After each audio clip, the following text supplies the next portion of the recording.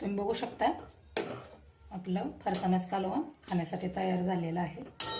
कमी साहित्यामध्ये आणि कमी वेळेमध्ये होणारी भाजी म्हणजे फरसाण्याची भाजी। तुम्ही एकदा नक्की करून बघा, तुम्हाला नक्की आवडेल।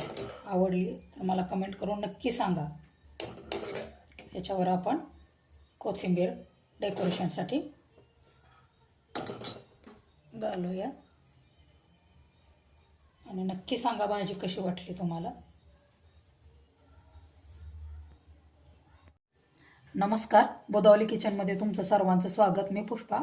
आज आपण बनवतोय फरसाण्याचं गावठी प्रमाणे कालवण। तर त्याच्यासाठी साहित्य बघा, 1 वाटी फरसाणा, 1 कांदा मी बारीक चिरून घेतलेला आहे, घरचं लाल तिखट, धना पावडर, जिरा पावडर, मीठ, थोडीशी हळद, कोथिंबीर आणि 2 चमचे मी शेंगदाण्याचे कूट घेतलेले आहे।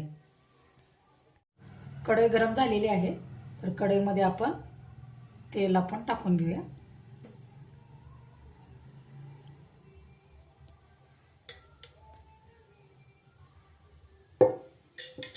त्याच्यामध्ये आपण कांदा ॲड करूया।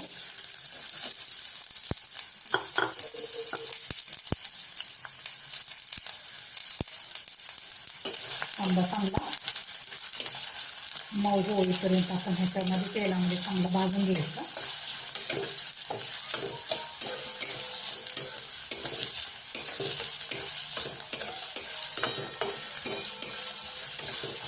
बघू शकता कांदा आपला चांगला मऊ झालेला आहे।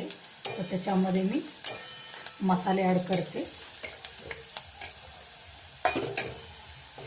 मसाला पूर्ण आपण कांद्याला चांगला लागला पाहिजे असा परतून घेऊया। आणि फरसाण्याच्या कालवणासाठी आपण याच्यामध्ये पाणी ॲड करूया।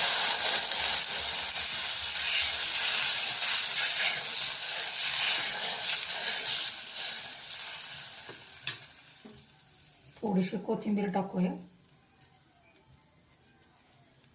शेंगदाण्याचे कूट घालायचे आपण याच्यात आणि याला चांगली उकळी आल्यानंतर आपण फरसाणा याच्यामध्ये ॲड करणार आहोत। अचानक पाहुणे घरी आले आणि भाजीला काही नसेल तर अशा प्रकारे फरसाण्याचे कालवण करून नक्की बघा। आपल्या कालवणाला चांगली उकळी आलेली आहे, तर त्याच्यामध्ये आपण फरसाणे ॲड करूया। आणि कमी साहित्यामध्ये आणि झटपट होणारी भाजी म्हणजे फरसाण्याचं कालवण। हे आपण चांगलं मिक्स करूया आणि याच्यावर एक ताट ठेवूया आपण आणि मंद आचेवर ह्याला चांगली उकळी आणून देऊया। एक वाफ फक्त काढायची याची आपण। याच्यावर मी ताट झाकून ठेवते।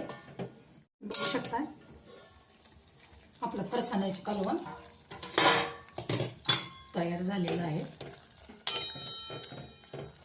अशाच नवनवीन रेसिपी बघण्यासाठी माझ्या चॅनलला लाईक करा, शेअर करा, सबस्क्राईब करा। व्हिडिओ बघितल्याबद्दल धन्यवाद सर्वांना। तुम्ही बघू शकता आपलं फरसाण्याचं कालवण खाण्यासाठी तयार झालेलं आहे। कमी साहित्यामध्ये आणि कमी वेळेमध्ये होणारी भाजी म्हणजे फरसाण्याची भाजी। तुम्ही एकदा नक्की करून बघा, तुम्हाला नक्की आवडेल।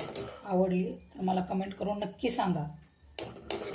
याच्यावर आपण कोथिंबीर डेकोरेशनसाठी घालूया आणि नक्की सांगा भाजी कशी वाटली तुम्हाला।